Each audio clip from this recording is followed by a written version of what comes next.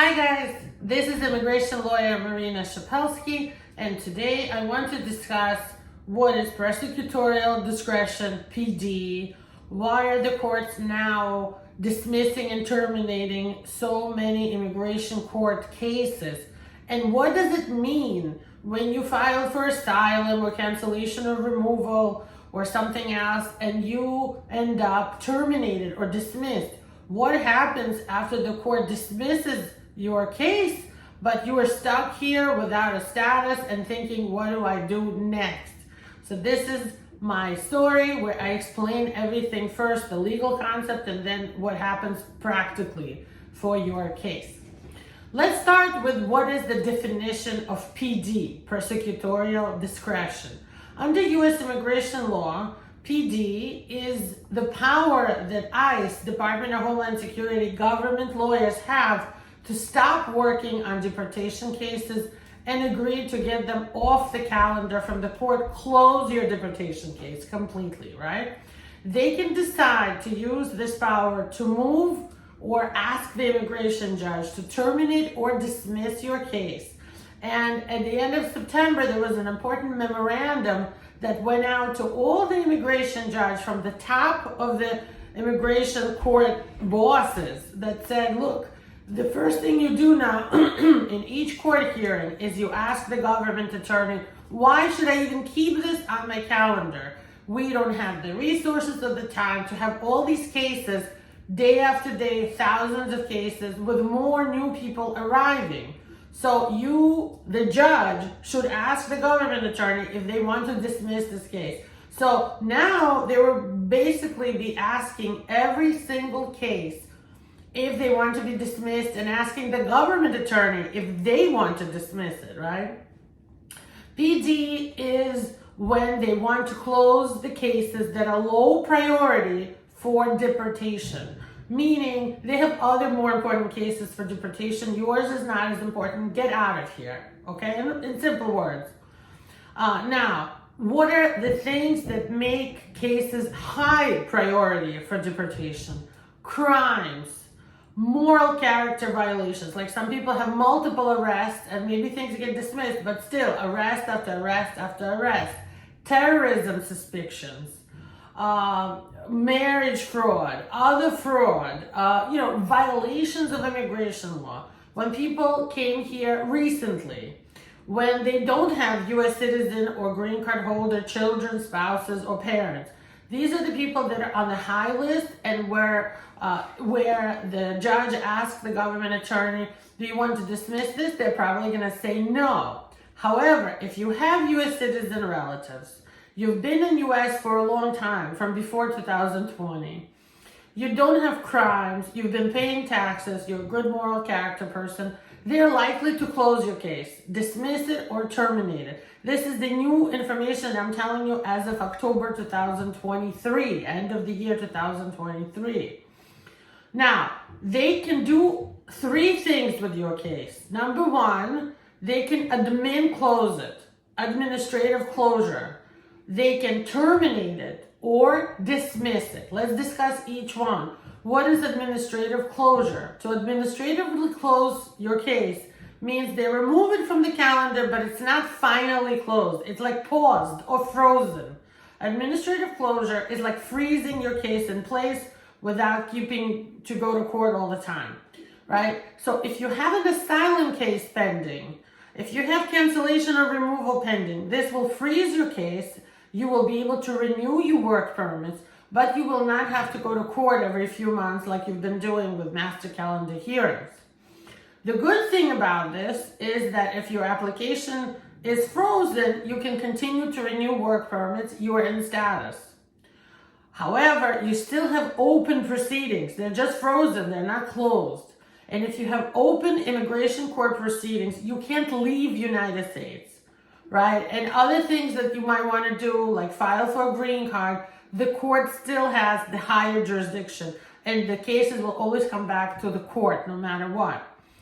So those are the pluses and the minuses. The work permits will continue to be renewed, but you can't leave, and the court has the jurisdiction over your green card case, right? So I don't think that the government attorneys will want to close administratively close these cases, because that still keeps it in their like kind of field of vision. They're pushing to dismiss or terminate. This freezing or pausing thing is not a good option for them, but it might be a good option for you. So talk to your lawyer about asking to fight. If you cannot continue with your case, at least to keep it administratively closed if you want the work permit, and if you want to be in status because you're waiting maybe for a kid to turn 21 who can file for you because he is a U.S. citizen. Now, dismissal and termination, almost the same thing, right? So if the court wants to dismiss or terminate your case, that means they completely close it and it disappears from the immigration court system. You will have a special order paper that says that your removal case will be closed and terminated or dismissed. So the first thing that you can do is get back the bond money. If somebody paid a bond for you to be released, like if a relative had to put up $7,500 bond for you to be released, now you can get that money back.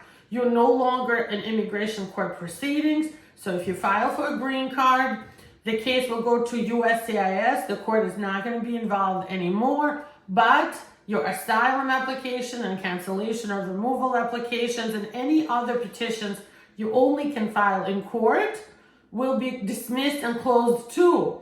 So as soon as your work permit expires, you will not be able to renew it. Now, what happens next? For some people, it's great news to have your court case dismissed or terminated, because you can now file for a green card and get an advance parole. You can travel. You're not in deportation anymore. It's not as stressful. On the other hand, you might not have any status now. You're just here undocumented with no status, but you're not in deportation. So it's not always a godsend, but for many people, it's a good thing. Why would your lawyer agree to this? They will agree to this if your case is weak. It's a bad case. And in other words, when weighing the risks of going to a judge all the way to your trial with your weak, undocumented, bad asylum case, legally bad. I'm not saying that it didn't happen to you. I'm just saying we as lawyers look at how strong the case is for the judge. Or if you're in a jurisdiction that like people only have 5% approved and 95% denied, right? That might be good news for you. If you have a great case, it's bad news for you. So talk to your lawyer. This is a very delicate balancing act, and you have to have a good trust relationship with your lawyer when you make these decisions. Now, after dismissal, your work permit will continue to be active until it expires, and you might not be able to renew it. On the other hand, you have an option now to refile your asylum with USCIS. There's special instructions that were, again, just released in October about refiling for asylum after the court dismissed your court case. If you get new documents, new proofs, something changes, or something else happens, maybe the country conditions change. Your country is going to war right now. There's genocide, stuff like that. You can reapply for asylum and once again get a new work permit and so on. However, they will notice that you've been in court before and they might just kick it back to court again, and you might just end up in court again. So we'll see how this develops. It's still kind of new.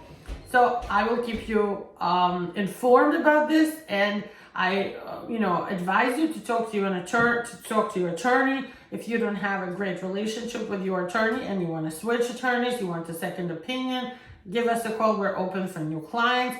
We do consultations with everyone. You can schedule one. We'll set it up for you and then go forth from there. Thank you for your attention. Stay tuned for more videos and subscribe to our channel. Also, feel free to share this on your social media. Maybe one of your friends will benefit from this. Keep in mind, we do a live in English every Wednesday on my YouTube channel, Shepelsky Law Offices of Marina Shepelsky. You can find me online. Talk to you later. Bye-bye.